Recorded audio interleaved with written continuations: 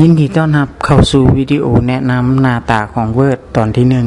1 เริ่มจากปุ่ม Office ซึ่งเป็นปุ่มที่เก็บเอาบรรดาคำสั่งเช่น New Open Save As Print Prepare Send Publish เหล่านี้เป็นต้น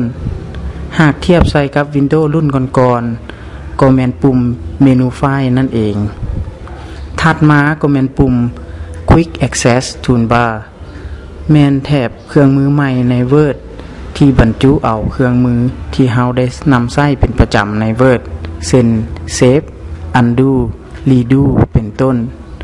นอกนี้ท่านยังสามารถเพิ่มเครื่องมือเข้าในแถบเครื่องมือนี้โดยการเลื่อนเมาส์ไปกดที่ปุ่มลูกศรทั้งข้าง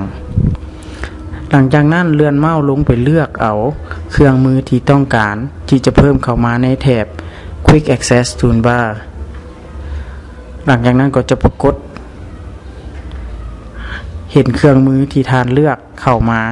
ปรากฏอยู่ในแถบเครื่องมือนี้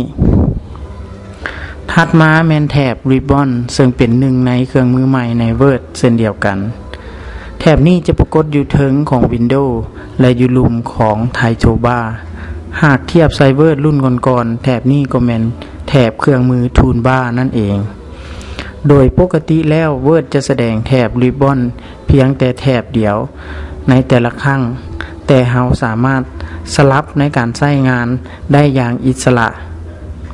มาฮอดนี้การแนะนำหน้าตาของ Microsoft Word